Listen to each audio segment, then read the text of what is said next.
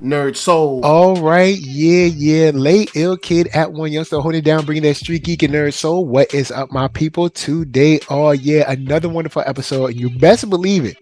We got comics up in the house. We got some black comics. That's right, indie comics chilling, and we got the one and only Jason Reeves of 133Art. What's up? Hey yo, what's happening? He's always like mad, cool. Like I like pump it up. He's just like, "What's up, everybody?"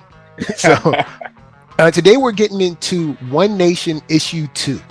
We're going to do a little, try to do a little deep dive on it. You know, talk about it just a little bit, a little something. And if you can, first give us an idea of what One Nation is for someone who might be brand new. A quick rundown of what it is, and then kind of opens us up to this chapter 2 of One Nation. Okay. One Nation is about brand new superhero Deacon Taylor, aka Paragon, who is finding out the world does not work the way he thought it did. Even with a bunch of superpowers at your back, on your shoulders, he's finding out that the world is not as cut and dry, as black and white as he's been taught. And because of these powers, he's been forced into this sort of bigger world that's not just superhero and supervillain, not just good and evil. There's a lot of gray, and he got to work through it, man. He's the face of the U.S. military when we jump into this issue, and he's been liaising with them. His military liaison is a guy named General Baker, and General Baker kind of points out, go here, the bad guys are here, go here. And they sort of built this working relationship where nobody really knows the secret identity yet. They're trying to find out. But they sort of have this sort of tentative mentor-mentee superhero military relationship, and it's been working out so well. Though they've done a little bit of good. It's been some time between first and second issue, but now some things are bubbling up in LA.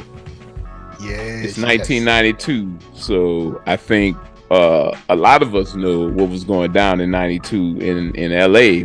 We got some uprisings about to happen, so that's where we start. So yeah, coming in here because we're in the 90s, and when we start this issue, we get a police stop. And the police stop isn't, I guess it's not going the way most people would hope they go. It's not kosher at all. No. Nah. And there's a whole bunch of, there's cursing, there's yelling, people are, getting ready to pull guns, beating on folks. And it's sadly what you would expect at this time when it comes to police brutality, and the beauty of this scene, I think, is we have Sundiata right there. Right. And Sundiata patrolling, you know what I'm saying? Like checking in on his neighborhood, right? Like making sure everything is copacetic, and it ain't. And my man is the type of man that's gonna step in, and he does. So young brother gets stopped by the popo, and gets trumped up on looks like a seemingly bad charge, and cops overreact as they do, and Sundiata steps in a way that I personally, when Alvern and I were writing it, I'm thinking this is the kind of intervention that I want to see from my superheroes. You know what I'm saying? Like, I want to see them jump in when not only property is being messed over, or not only when government issues or your government is pointing you at the bad guys, but when actual injustice is happening. So Sundiata is that kind of guy. So that's what we have him doing. He basically stops a traffic stop from going bad.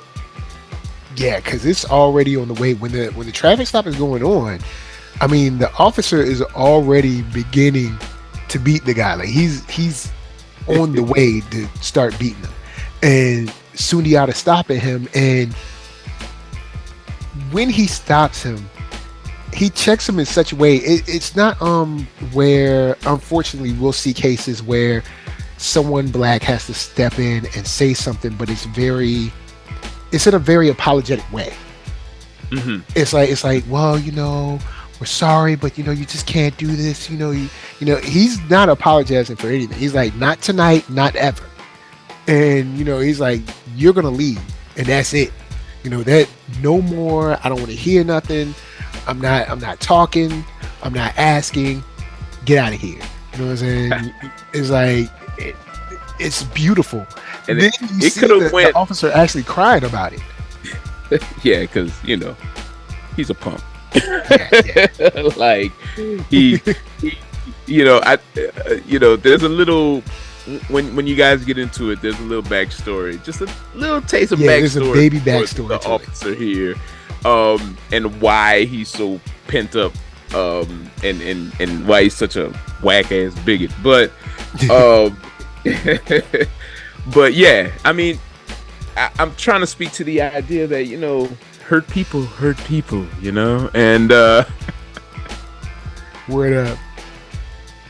It would also be awesome, to have these. That's why I like this story, because these are situations where we wish that we could be saved. I wish, exactly. I mean, a lot of the impetus of One Nation is me wishing that someone would step in for us, right? For black folks, right? Like the Black Lives Matter movement was one of those times where I was like, man, we out here for us, right? And when I created this way back in the olden days, I was like, man, I that's the vibe that I wanted. I wanted us to step up for us. So that every time I'm writing something in this vein, Mm-hmm. or in One Nation, I'm thinking about where are the areas where black superheroes would step in for us, and then I write that. So Sundiata is my man in the sense of he's always going to be that guy. So yeah, I get hyped when I write Sundiata. Yeah, because man. So, and then later on in this issue, we do see him kind of coordinating with the 10th later, but I'll touch on that later. The one thing I wanted to ask you about, my brother, who is in charge of the scene? Sundiata is at his desk. He's talking to the mayor. All right. Uh-huh. And there's a young lady that walks in. All right. There's a specific shot. All right. Full cakes. All right. Straight up. I was like, who did this? Whose idea was it? Because, look, I'm just saying. It was somebody was like, we're gonna do some fan service on this one. Listen, it was in my younger days, my more brash days. You know what I'm saying? I actually, to be full disclosure, I don't try to write scenes like that anymore. Like that was more younger Jason, where it was kind of like, man, like 80s movie, 90s movie, action movie Jason, where the ladies are in there and they fine and whatever. But I realized those particular shots are not necessarily a virtue. And while, don't get me wrong, I still like some sexy fine women, of all shapes and sizes and whatnot, but we strive to be a little more subtle with our sexy in One Nation these days. Don't get me wrong, it can go hard, and we don't shy away from it, but there was the cake scene in there, and don't get me wrong, I still like it. It's still, yeah. I was like, oh, she's walking up in there just chilling. Yeah, and Indira is fine now. So it's not that we don't see how attractive she is, but there are other ways to display that rather than just the cakes. Even though the cakes is good, I ain't mad at cakes. So, It is what it is. It's just because the second time rolling through, I was like, "Oh, whoa, hold up! How did I miss this one?" well, you grow up, you know what I'm saying, and you become more of a man. You have some kids and stuff, and you just kind of be like, okay, but I get where it comes from as a young comic book creator, and then as an older comic book creator, I know that there are better ways to do it. So it's not that we're shunning it. We love sexiness. We love attractive men and women. You know what I'm saying? But there are, what's the word I'm looking for? There are not discreet. That's not the proper word. There are better ways, more effective ways to show sexuality and be, you know, more realistic or more respectful. And that's where we at right now. All right, so flipping back to Paragon, this we get to see one of his meetings with General Baker, where there is now a lot of, because we kind of jump into where, okay, so Paragon's out there, he's kind of a thing, he's kind of moving and shaking, and the young lady on the news is saying, hey, his actions, however noble, have some parties crying foul over the legality of them. One very adamant and vocal proponent is Mr. Lipinitz, I guess, who says he is ready to argue before the Supreme Court against Paragon's legal right to make citizens arrests based on the fact that he is a masked vigilante. This is something that we always run into when it comes to our heroes. And I like that we touched upon it because we get to see the background of the government, because you see Baker doesn't seem super fazed by this. He's not pressed at all. I mean, you know what I'm saying? 4-5-star general. He ain't tripping. He's Paragon's liaison to the wider government. And while he's not necessarily authorized to operate soldier-wise inside of our borders, they feel pretty confident that they can overstep, you know, those legalities, them little bitty legalities. You know, they're because of his vigilantism, they're walking that thin line.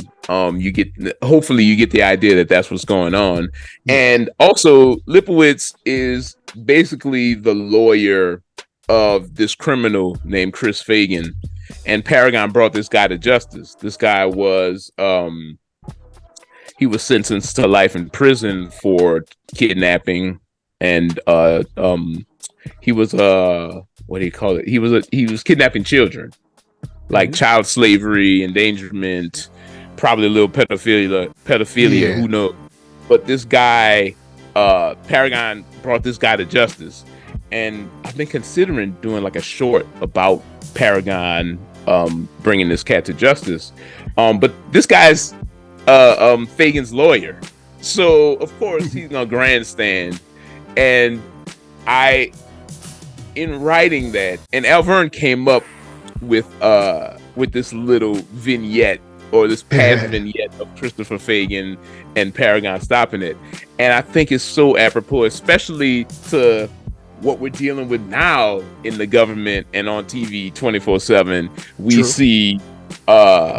see Trump's lawyers, and all they do, they don't have a case. They're just grandstanding. They come on television. They don't have a case, really. Yeah, they don't have a case. If they had a case, then they would talk about the case that they had. They would talk about the evidence they had. They don't do that. They come on and they shield for Trump. They attack the people that are prosecuting him in ways that are not professional, or ways that are beyond the pale of the professionality of the court, because they have nothing. And this is one of those situations. And I love that that Alverne created a situation we can touch on. Is this dude is grasping at straws. There is the legality of the vigilantism, but then being sort of a deputized I guess, tool of the government acting within our borders sort of backs his vigilantism up, you know. So it's really this sort of back and he's forth. Not just some random guy that just takes to the street. Yeah, he's not a guy without training. He's not, you know, as far as if I'm counsel for the government and I'm arguing that case in front of the Supreme Court, I'm like, this guy's a soldier, you know. Yeah. Clearly. Now I'm sure they'll be like, you don't know who he is though, and I'll be like, like, don't worry about all that. Yeah, don't worry about that. And I mean, his identity is becoming an issue, and we talked about this a little bit when we were covering One Nation as a whole. But you know, basically Baker is like, yo, people need a face, and I mean, they don't need a face. They don't need a face. They want the face. They want to know who it is because they want to be all up in your business. Well, I think what's brilliant about Baker here is like this situation tells us that they need a face, you know, and it's another part of the manipulation. I personally think they kind of do need a face though, like, because if it was me and I was in this conversation or watching on television, I'd be like, yeah, I need a face, because you can't be out here, you know, wrecking shop on people and I don't know who you are. You're deputized, but you know, so I think the idea that both parties can be right, not in Fagan's case, but in Lipowitz's case against Paragon, and then the government's case for Paragon, I just thought that was, again, meaty stuff to play with. Like, I like that. I love that back and forth. Yeah, and then of course, you know, him saying, you know, it's time to take the mask off. And him just being like, yo, that's gonna be a problem for me. Like, we ain't doing all that. So, you know, he's like, hey, look, fine, you know, for now. But he gets his brand new suit. He gets his Captain America suit, basically. Man, that suit is America'd out. Like, man, listen, look. Another manipulation. Yo. Like, they gonna make sure the hero is America. Like, America is the hero. Right. If you're gonna rep us, you're gonna rep us, right? Yep. Right. Oh. I mean, and also, so you drape yourself in the flag officially, then what Lipowitz is saying might just get completely glazed over, because now you're America's man, right?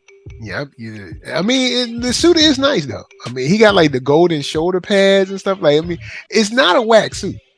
Hey, designed by my co-creator John Reuben Milton, by the way. Wonderful design by my man. Really good. Yeah, man. Like, it's one of those things, kind of like I can't remember what comedian said it, but he was like, you know, if you're black, you got to look at the flag kind of like on a slant. You know what I mean? Like, you know, when people start chanting like USA, you be like, I mean, yeah. I mean, real yeah. I mean, real go talk. America. But what's weird is, so Deacon is the kind of cat that's looking at this thing like, wow. Yeah, at least right now he is. Yeah, right now. I mean, you know, there's character evolution going on, obviously, but my man I look at these pages all the time, but I haven't like delved into the thought processes behind the writing in a while. And he's like, oh my God, new Christmas present. I am a superhero now. So, oh man, so yeah, because I mean, he is happy to put it on. He doesn't like really fight about it at all. But there's a scene on here about his kind of, I guess, his love as his Deacon Taylor identity. Why? I guess I'll ask this so we can get into it. So why are citizen homes so important to Deacon Taylor? It goes into his idea from the first issue, right? He's talking to his best friend Sarge, and he's like, man, I just want people to be able to be somewhere where they can live free and it's not as much struggle. And citizen homes is his meager attempt, to do that. Like, if you don't see it, become it. If you don't see it, build it yourself. And that is what Deacon wants to do. Deacon is a builder, man. I think, and that's part of the reason why he and Sundiata eventually gravitate towards each other, because they're both builders. Quiet as it's kept. Like, we see him building a house on his own, like through this issue, as he's kind of going into some of his backstory and some of it's sort of a montage of what's been happening in the past few months, and what's this building to. And we see he builds a house by himself. And citizen homes, if you're a normal guy, if you don't have the powers of a god, you start a business and you have to delegate, and you have to get contractors and freelancers, and you have to go through all this stuff. But this is a cat who can literally build a house on his own in like a night. So imagine how productive you can be at starting your business if you have that kind of stamina, speed, and energy and strength. So citizen homes is something that he's just doing, man. Like, this is to give that low-income housing to his people, right? And because he doesn't need the manpower that us normies would have would have to need, he can do it faster. And I thought that was pretty cool to illustrate that what if the super guy was like using his superness to build this thing. This is an idea that's very close to his heart, and it's an idea that's very close to One Nation's heart, like the book overall. All right. Well, in terms of the heart of One Nation, it seems like Deacon Taylor is one side and Sundiata is one side, and they're kind of dovetailing together to be, this incredible force in the story as a whole.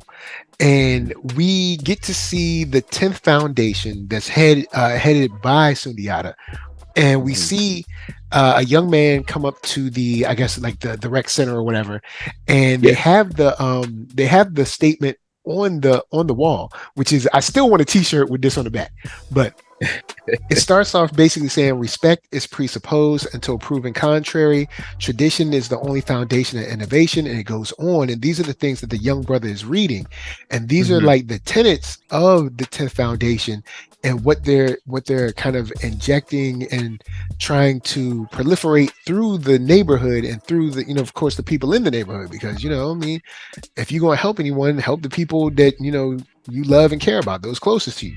And right. I thought this was awesome. Who wrote this? And can we get a shirt with the 10th on the front, like maybe 10th over the right chest or something, and then the writings on the back? The 10 tenants shirt. That was me. That part was me. That part was my shout out. This kid is supposed to be Trayvon Martin, or my interpretation of Trayvon Martin. And this kid is, you get to live in our reality, right? Like I said before, I'm a big proponent of, in our fiction, creating our own realities. And in my reality, he didn't suffer that tragedy. And in my reality, Black people save Black people. So he get go into those walls protected and safe. And that was just, I have a soft spot for little Black boys, for young Black men in my heart, because I am and was one. So that was my shout out to him. And those tenets mean a lot to me. Like, a lot of that is how I live my life, and a lot of that is how I would want our perfect world to operate. And in that way, Sundiata and I are a lot alike. So yeah, that was me that wrote that.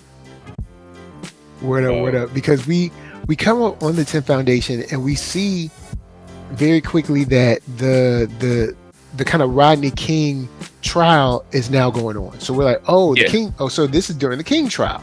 So we know that what's going to happen. We know what's going down, and they're right on the ground floor. And having Sundiata on the line with the mayor immediately lets us know the access, the power, the influence that he has. And also that this is more than just a rec center. This is more. This is way more. You know. Well, go ahead. It's certainly his attempt to build a power base in LA for him and his people. Yeah. I kind of see it as akin to the Nation of Islam, or like any black church that would consort with the local government, right? Like you want to make sure that you have interplay with those organizations so that you can get the best for your people, the people that support you, that you support in turn. So I think that's Sundiata's way of doing that. I feel like it's a lot easier when you can walk into any room and have access to any place, when you can teleport, when you can sidestep anywhere. It's a big deal. There's a point where he's on the phone with the mayor, and he says that our methods need to evolve. And I like that this is a character that's always thinking. Like he's always like, okay, how do we handle this? You know, like saying, you know, when we first met, you spoke about about the end of your term and your compulsion to exercise the city of its social political demons.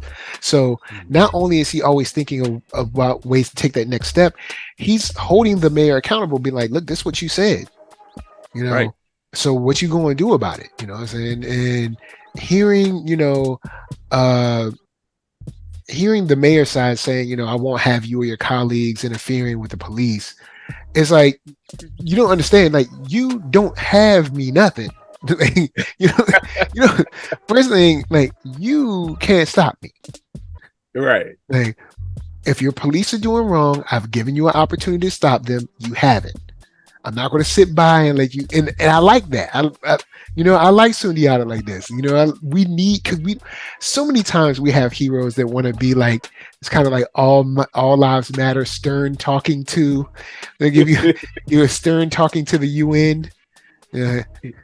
My man is walking a raggedy edge though at the same time, right? True. Like, yeah, you gonna talk to the mayor like that, but you gotta be able to back it up. I don't mean in opposition, backing it up in opposition to the mayor, but like when things go down, you have to be there. You have to make yourself valuable, I guess is what I'm saying. And I think Sundiata in this issue and in the subsequent issues, actually, that's where we get to see him actually do that, right? Oh yeah, and definitely. I think because he's valuable in LA like that, that's why he can talk to the mayor like that. And even then, he's still kind of gaming it a little bit, because like one of my favorite lines is, it was less vigilantism and more citizens arrest, Mr. Mayor. Like, like I didn't just smack this dude. You know, like, you know, so it was very nice. He's a planner, and he is aware of this line. You know, like he's aware that he could overstep in a way, like he don't want to be super showy about it, because if he oversteps in a way that's showy, that forces the mayor's hand, then we do have some kind of like often it happens in Batman, right? Batman and Gordon are at odds because Batman is a vigilante and we the police. It's election time. They calling for us to take the vigilante down. So Sundiata's aware he's walking that raggedy edge. But we are definitely playing in this issue, especially vigilantism versus citizens arrest. We are playing with that. That's intentional. And we have like at the very end of that conversation, we see the city is starting to burn. It's starting, Yeah. fires are starting. And shouts out to the Marvin billboard. The best We see shows of the what 90s. we see Marvin Thursday nights. You know what I'm saying? Exactly. It's Marvin living with my peeps and Right. New York detective on Thursday nights. Straight up. New York overcover. You feel me? Yep. Man, yeah. So throughout the issue, we see like the montage we were talking about earlier. We see that that the city is starting to bubble over, right? Mm-hmm. And we also kind of get the notion that Paragon is sort of global. But his story starts in Louisiana. Now we've moved to LA. Now we're dealing with LA politics and LA issues, right? And I just want to throw a little inside baseball there is, so I'm from New Orleans, I'm from Louisiana. At one point, I moved to LA, right? So as you can see, I'm evolving with One Nation. So when they ask y'all, in the trivia, you can throw that one out there. Yeah, man. He does show up because we see things bubbling over, and he comes and he stops what's a beating at that time. People are angry. There's a lot of righteous anger, but people catch strays. Yeah. And the global power comes in to kind of, I guess, quell the situation. But in doing that, kind of just sort of exacerbates it. Yeah. Yeah. And things get bad fast. Of course, if you were alive at that time, the LA riots were crazy. The LA riots are the reason USC got that big wall around it. Right. It's like, there's people throwing bricks at windows, people, punching each other. We got White Men Can't Jump, the billboard. Oh man, get two dope billboards. But you also see Sundiata stepping in. So we have Paragon and Sundiata now step in their own ways. And of course, when Paragon steps in, he's like, "What are you doing?" Like yelling, kind of like almost like in a very authoritative way. But when Sundiata steps in, say it again. He the police. Yeah. But when Sundiata steps in, he says, "No, this way is a mistake, my little brother," or "This way is a mistake, little brother." So it's a very different approach. One is like, "I'm your daddy," like I'm do what I say because I said so, and the other one is like, "Hey, I'm your friend. I'm your, we're together in this, but we can't do it like this," kind of thing. So it's a very different approach, and it shows later on how it's received as well. Absolutely. We'll get to that in the next issue, but we get to see how it's received also. But you have the police, they get in there and things are going crazy. And I like how long was it before you guys decided how to do this scene or how to do this kind of like sequence of events? Because you do a good job of showing like how this goes upside down fast, even with heroes. Like even with heroes, this thing goes wrong. Like real fast. I was just thinking about it, man. All you need is one hothead.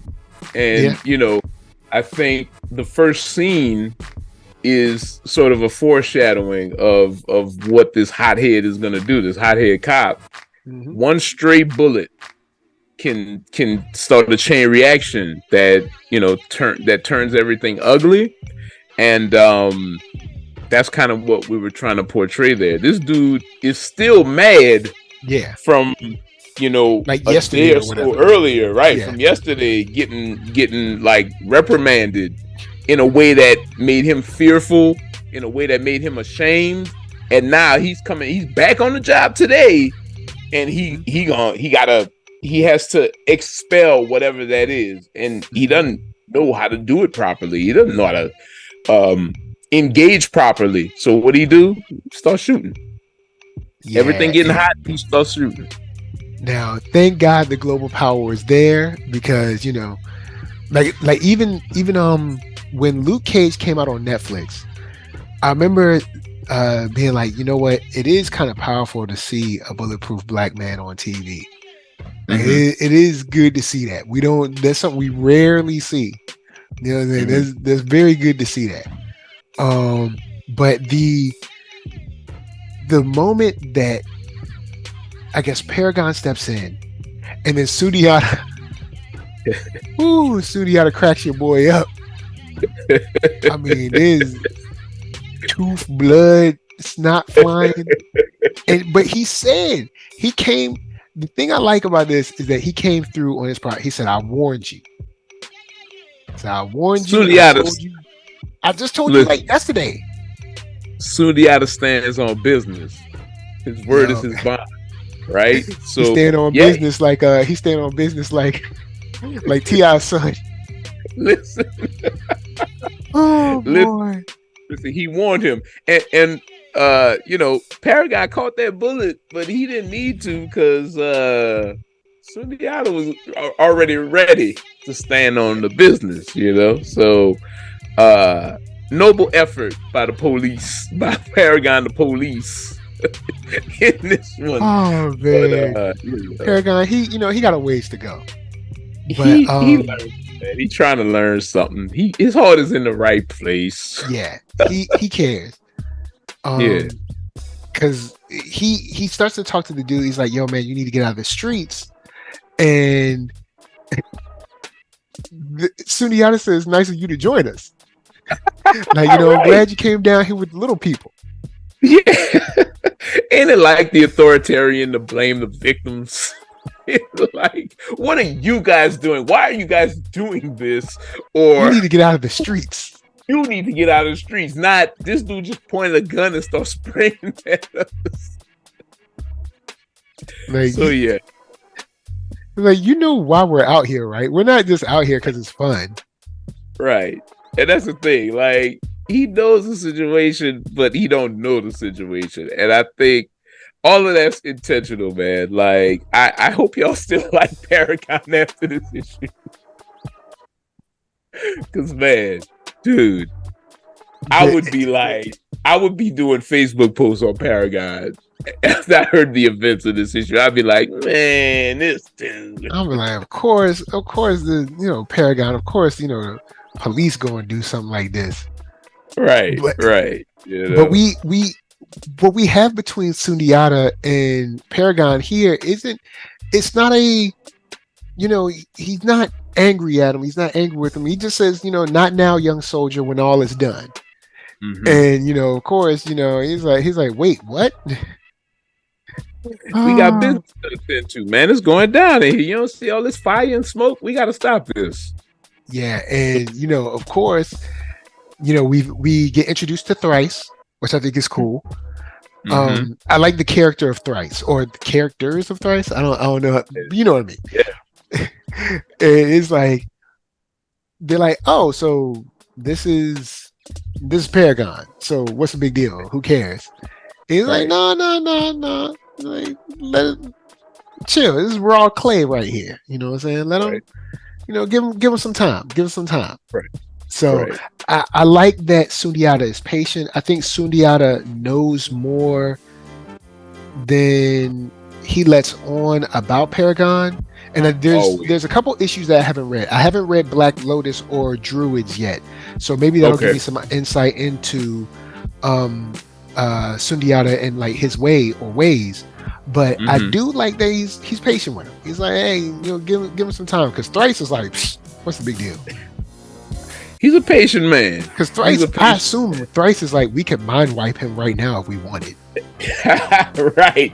Like, we could make him do what we want. We could just make Paragon our friend. Right. Look, the hive mind is don't play either. She's extremely powerful. Yeah, they're extremely powerful. Yeah, they. But there is if you don't take anything from Sundiata from this issue, his last line is what you want to take. No worries, I have a plan. That's right. Sundiata. That's Sundiata in a nutshell. Definitely. But yeah, this issue is dope, man. I know we've been talking for a minute. We ain't gonna hold y'all forever. I'm gonna throw it to you. What's your final thoughts about just like the creation of this, how the story is progressing through issue number 2, and where can people find you? Yeah, final thoughts. Super fun issue for me to write. Is it's weird. I love superhero fights, like hero versus villain or hero versus hero, and this sort of evolution here was me not doing that, like not climaxing with a fight. And One Nation 2 is the first one that did that, the first story that did that, but also it's my evolution into like straight up storytelling, foreshadowing, and figuring out how to face the sort of justice and building that I would want in our world, in the real world. So I'm very proud of the issue. I did the art on it, so I'm also proud of the art.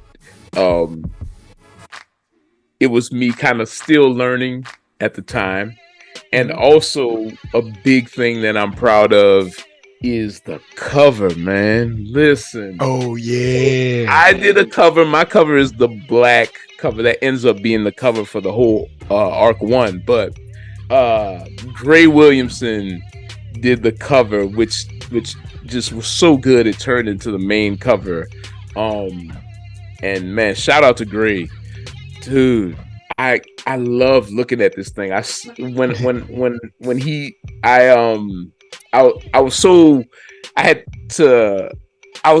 so humble asking him to bless us with a cover, and because he's one of the OGs, right? Like of Black comics, of like our indie space. And when he came with this, my mind was blown. I was like, how majestic his rendition of Paragon is, second to none. Just amazing. And I love Gray as a person as well. And like he always, every time I talk to him, which I wish was more often, he just be dropping jewels on you, boy. So shout out to Gray, man. Thank you for this cover, even after all these years. Like, it still amazes me to look at. Nice. But yeah, man, you can find us where you can always find us, man. We're at 133art.com, and it is the hub for all things One Nation, for all things Retcon, Chang and the Jade Obelisk, Kid Carver's, Pac Sampson, all our IPs, our merchandise, our clothes. I am working on a art print shop. I don't know how long it's gonna take to get that up and running, but we're working on it just to supplement the gallery. Maybe there's things, if you go to the 133 Art Gallery and you see a couple pieces that we've done that you want to buy, I want to make sure that's up for y'all to have in y'all house and whatnot. You don't have to wait for us to come to your town in a convention to get art prints from 133 Art. So we're working on that. And, follow us on social media at 133 Art on everything. The only thing we don't really mess with is X, because it's garbage. But other than that, we're pretty much on everything. And, yeah, man, come through. Come get that Arc 1, man. One Nation Arc 1 is 6 issues of just pure learning about the 10th and Paragon. All right, man. That's what's up. So, of course, NERDSoul, Facebook, Instagram, Twitter, TikTok, podcast, all that jazz. And until the next time that you have to stop a rogue officer, a dirty cop, a group of, saying bad council people or something, We're just saying peace. Peace.